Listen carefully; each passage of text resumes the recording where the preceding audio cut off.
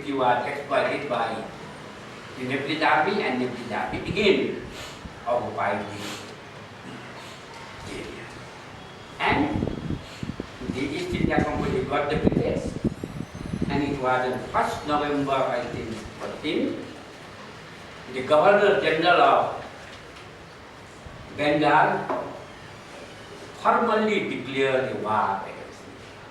So that means on 1st November 1814, the Governor General of East India Company formally declared a war against me. So now the war. Now you know, now the point is that we have already mentioned East India Company wanted a war. And the best proof of it is the border issue.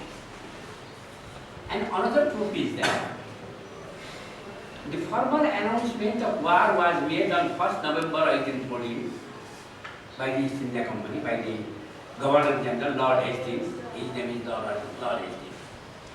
He is also known as Earl of Moira. No, you can use the word Hastings. That is a very easy word to remember. So, the formal war was declared on 1st November 1814, but few weeks before, the battle had already taken place between the Nepalese army and the company's army in Nalapani. Nalapani was the first place of clash between East India Company and Nepal, you know. And the clash started during the month of October itself. Though the formal announcement of war was made by the East India Company on 1st November 1816. Is it clear? So it also proves that the East India Company wanted a war at any cost to prevent the advancement of the Nepalese army. So the now war started on 1st November 1814. Now, generally, it is said that the war continued for 2 years, that is from 1814 and 16. Actually, it is not so. The war was fought, you know, only for 5 months. From November to, now leave the question of small clashes during the middle of October, even before the formal announcement of the war. The war was actually fought from November 1814 to June 1815. That's only for 8 months the war continued. And the rest of the time, both Nepal and the East India Company spent on negotiation.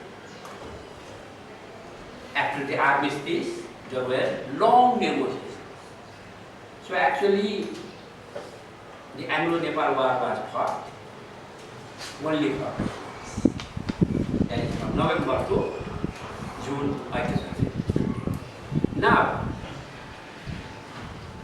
the East India Company planned to make an attack on Nepal from 4 frontiers. 4 frontiers were chosen for the attack. Now, the first frontier was Parsa and Makwan, the first frontier. And the British army in Parsa and Makwanpur was commanded by Marley, M-A-R-L-E-Y, Marley, General Marley. Then the second frontier was Butwal frontier. And the Butwal frontier was led by General Wood from the British side. Then the third frontier was the Dehradun frontier, where the Battle of Nalapani took place. And here the company's army was led by General Gillespie. And fourth one is the far western area of Malawi, where the company's army was led by General Parker. So these were the four generals. The first was Marley, commanding the East India Company's force in Makwanpur, Pakistan Makwanpur. Second was General Wood, commanding the company's army in Butwal. Third was Gillespie at Dehradun, and fourth was After Lodi. So these were the four divisions of East India Company's army intending to make an invasion. Now similarly, when the war was inevitable, Nepal also made the army alert in different places. And now the first one is the Eastern Front. That was strategically Nepal could not read the minds of the company's army.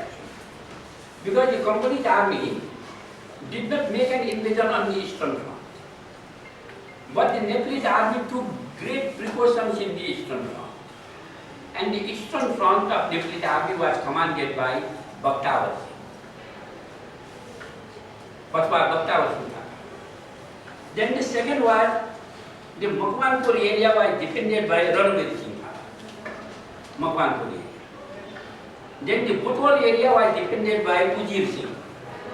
And finally, the area across the Mahakali River, including Dehradun and Malawi, that was commanded by Amar Singh Thapa and several. So, Nepal also tried to resist the company's attack on these 4 points, and the main defect here in the Nepalese army was that Nepal could not be so much serious to defend the areas across the Mahakali. That should be the main concern of Nepal, because that was the far-off district, and it was very difficult for the Nepalese government to supply persons and ammunition or equipment to that far western district. But in the far western district, Nepal was the foremost. And regarding the Eastern Front, there was no war in the Eastern Front. But even then, the Nepalese army had been kept in alert in the Eastern Front. But when the company's army made an attack on Parsa, Makwanpur and Butwal, then that army was withdrawn, that is true. But even then, in the beginning, Nepal had a very wrong approach to the war with the East. Anyway, so these were the 4 frontiers of war. And in these 4 frontiers of war, in the 3 frontiers, the East India Company was defeated by Nepal. Parsa and Makwanpur. In the Parsa and Makwanpur, Marley was defeated, and he was so much humiliated that he fled away as the commander. He fled away from the battle. So that was the humiliating position of the British army. Similarly, in Butwal, in the Battle of Jitgarh, it is famous as the Battle of Jitgarh in Butwal. And in Butwal also, the Nepal army was going to be defeated, but General Wood was not sure about the success of the company's army. And that's why it is said in Nepali that in Butwal, अंग्रेजहरू हार जित्दा जित्दै पनि हारे. That is the expression made by the Nepalese government. Because that Jitgarh was about to be conquered by the East India Company army. But the Nepalese soldiers, though at the edge of defeat, at the point of defeat, they did not lose their courage. And the courage of the Nepalese army actually defeated the East India Company. So that was the most go ahead. Even at the stage of collapse, the Japanese army did not do that. So that is a very good thing. That is a very courageous thing. That finally led to the defeat of the East India Company's army. Now regarding Nalapani, in Nalapani also Gillespie was killed in the middle of war.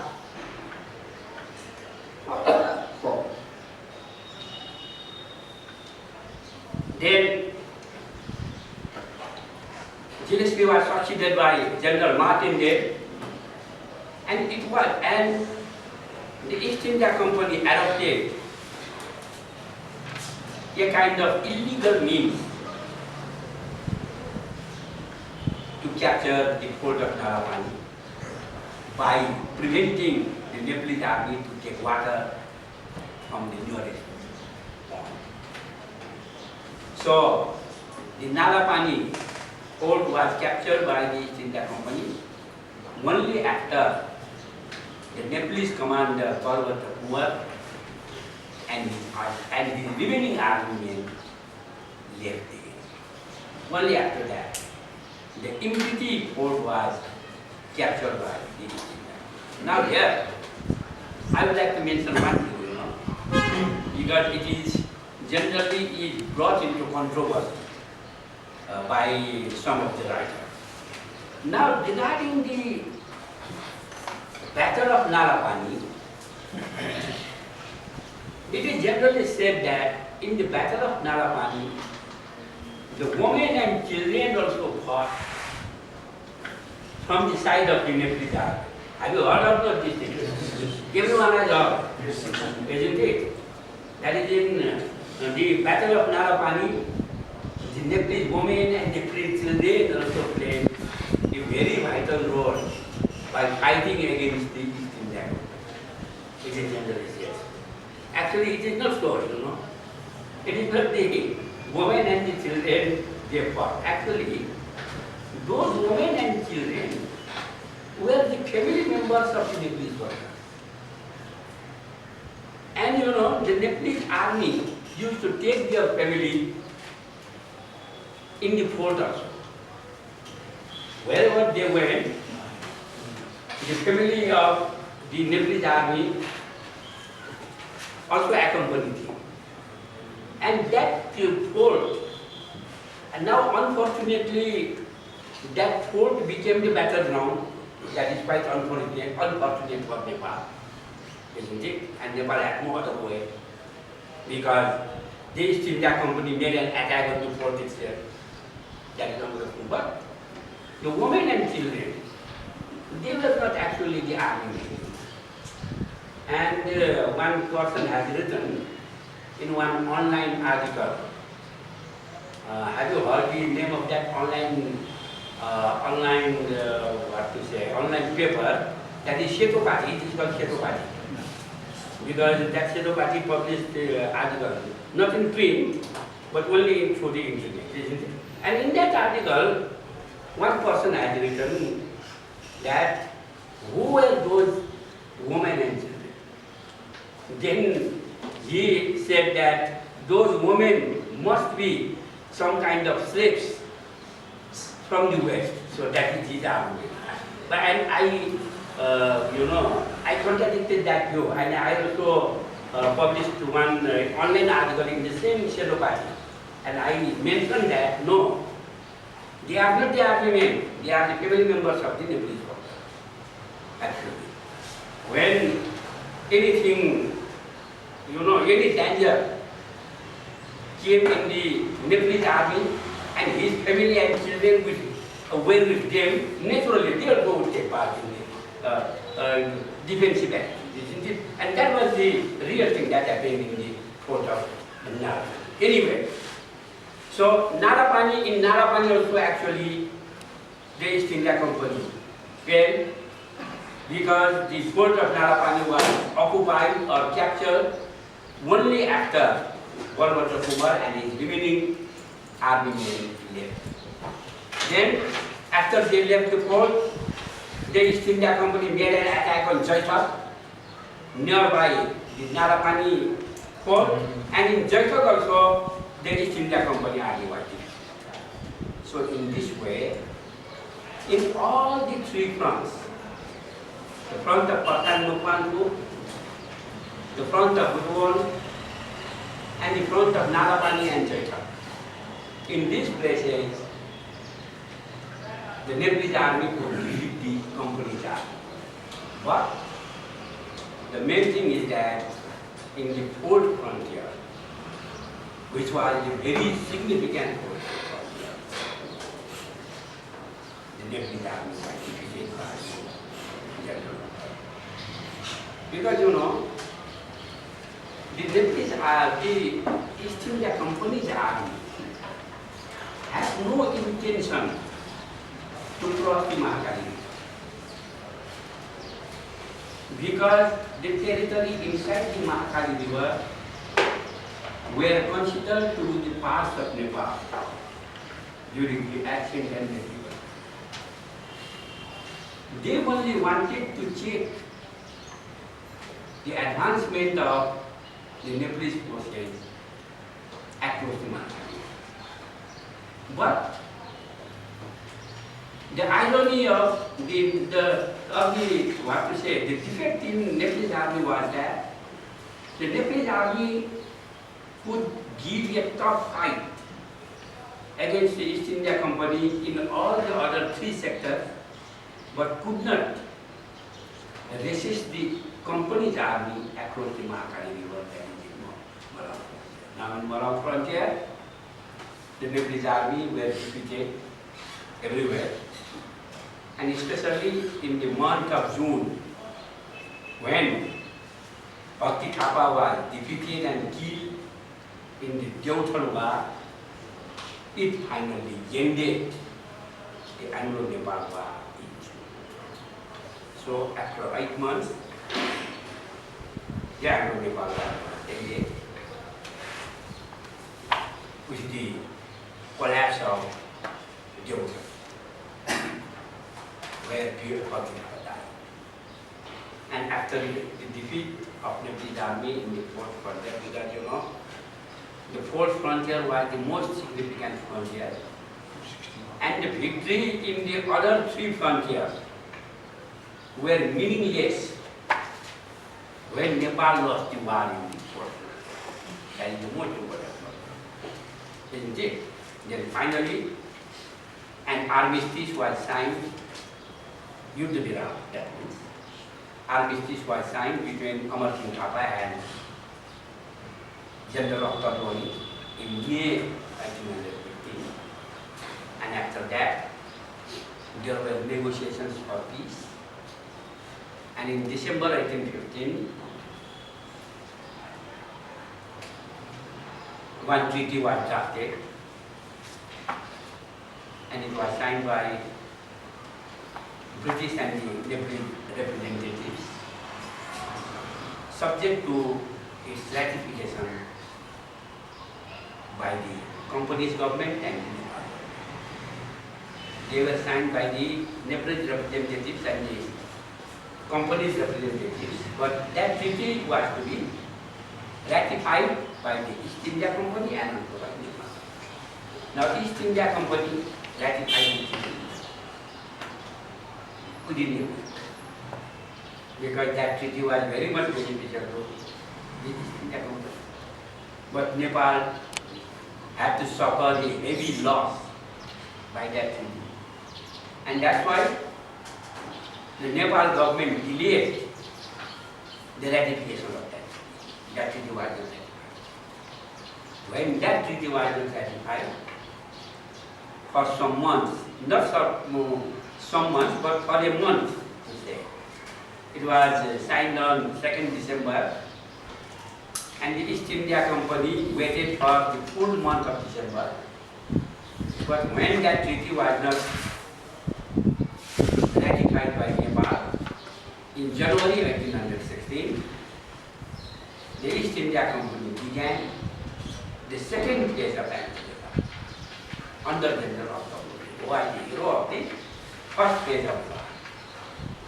And this time, the Nepalese army could not resist the company's army anywhere. And the East India Company defeated the Nepalese army everywhere. And by the beginning of March 1816, the East India Company army reached Makwanpur. When the company's army reached Makwanpur, there was a direct threat to capture them. There was a direct threat to Kathmandu, isn't it? So under such a humiliating condition, the Nepalese representative submitted the ratification of the treaty signed by the king to the British general, and the war was finally ended by the beginning of the month of March 1916. And it seems that the Nepalese king had already ratified that treaty, but it was not submitted to the British general. Nepal delayed the submission of that ratification because that treaty was not true. But when General Officer reached Makwanpur, and there was a direct threat to Kathmandu, that is the capital of Nepal, then out of here, place. The Nepalese representative submitted that ratified copy to the British. And the person, who submitted that ratified treaty to the British was Chandrasekhar Upadhyay. His name was Chandrasekhar Upadhyay. And who was that Chandrasekhar Upadhyay, He was the great-grandfather of Shailendra Kumar Upadhyay, the politician. And some of the persons even say that Chandrasekhar Upadhyay, deliberately now submitted that ratified treaty to the British general, and as a reward, he got sufficient bighas of land in the Tarai from the East India Company. That is said. It is still argued. It is still, said by someone anywhere. We have no concern with that. But anyway, the war was ended in March 1816, and the treaty, which is known as Sogoli Treaty, because that treaty was drafted and signed in Sogoli in December. Now, according to that Sogoli Treaty,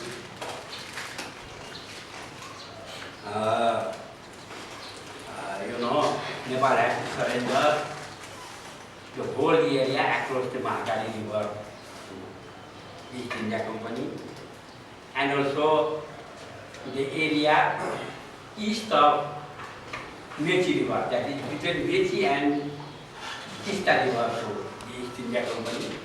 Along with that, now one most important thing I have to mention here, regarding the other provisions, you can read in book and the general provisions. No need to mention all of them. But the one most important thing here we should mention is that the East India Company's government was very much afraid of the possible unity between Nepal and the border Indian states. That means the East India Company was afraid that if there were some kind of agreement, some kind of alliance between Nepal and the Indian states, border Indian states, it would be difficult for the East India Company to defeat them. And that's why East India Company wanted to prevent such union between Nepal and the Indian states. It is very small Indian state. And that's why the East India Company proposed the annexation of a strip of land in the Tarai from east to west, so that there may be no union, there may be no alliance between Nepal and the border. Is it clear? But it was not practical for the East India Company, and as a result, within say 8 or 10 months, those strip of land from east to west were returned to Nepal, and they kept only the strip of land in the Tarai from Rapti to Mahakali. And those areas also were returned to Nepal during the time of Janga Bahadur, when Janga Bahadur helped the British government in suppressing the mutiny. And those Tarai areas from Rapti to Mahakali is still known as Nayam, Bake, Bardia, Kailani and Kanchan. So in this way, the British government wanted to prevent the union between Nepal and the Indian states, but that provision seems not to be practical, and that's why it was. And regarding the other provisions of the Sugoi Treaty, now one provision is that, in order to take any American or British or European in its service, Nepal had to seek permission of the British government. So it was quite, what to say, it was a restriction on Nepal's foreign policy. Because Nepal was an independent state. How should an independent state take the permission of the company's government to employ in its service any European or British or American? So that was a humiliation to Nepal. The surrender of the territory is another humiliation. Isn't it? So, in this way, the Sugoi Treaty was signed in 1916. Now, that Sugoi Treaty was the end of the unification. Because the unification of Nepal, which started in 1742, was finally ended in the humiliating Treaty of Union. Now regarding the causes, why Nepal was defeated, I shall just mention only in a point only I mentioned. The first cause is that the number of army on the side of Nepal was very small. It is generally called only 12,000 Nepalese soldiers, around 12,000. Whereas the number of companies' army was more than 20,000. Generally it is estimated at 21,000. There are some differences of the number of the army in different books, in different authorities, but even then, the Nepalese army, the number of the Nepalese army was estimated at 12,000, whereas the company's army was estimated at 21,000. So a small number of army, first thing. Then the second thing was, the illegal means was adopted by British in many of the wars. Then the third was, the Spanish system of Nepal was very much weak. Now the Nepalese army of Nalapani did not know what happened in Jackson. The Nepalese army in Butwal did not know what happened in Persa and Mogadai. And in such a situation, the British were very much expert in spreading the false rumor. And those kinds of false rumor had very negative impact on the Nepalese. Now the Nepalese army in Butwal, when the false rumor is spread that where the Nepalese army in Persa and Mogadai had already surrendered, and the company's army had misbehaved them, then under such false reports, what happened? The morale of the Nepalese soldiers in Butwal would certainly decrease, isn't it? And that's why the Spanish system of Nepal was very weak. That is the next thing. Then there's another most important point is that the people of Kumaon and Garhwal, who were enlisted as army in the far western district, especially in Malam, they were never sincere. I will follow. Because Kumaon and Garhwal had been recently conquered, and they never were the part of Nepal, either in ancient or in medieval period. That's why no cooperation from the people of North India. And I have already mentioned that the first persons to be enlisted in the British Army were from Kumaon. That was the next one, and the final cause was that Nepal has requested China for help. Because according to the Betravati Treaty, China would help Nepal if she was attacked by a foreign power. That was the clause of Betravati Treaty in 1792, after Nepal was defeated. But when Nepal requested for the Chinese help, the Chinese government refused help. So no help was. And it is the irony of history in the unification of Nepal is that when Nepal was involved in a war with China, she had requested for British help, and British did not help. And when she was engaged in a war with the company after 25 years, some 25 years, she requested China for help, and that was it. So on both grounds, on both sides, Nepal. Neither Nepal could get Chinese help against the British, nor could she get British help against China. So on both occasions, that was the failure of Nepal. So, in this way, the unification of Nepal was finally concluded. And now, what were the gains or loss of Nepal by this unification of Nepal? The first thing is that new Nepal was created. Isn't it? The big Nepal was created. That means the Nepal of medieval period, which was divided into more than 50 states, were united into one block. That was the positive aspect. But at the same time, the negative aspect was that people suffered a lot. Thousands of people died. 1,000 injured. And there was the large scale loss of property.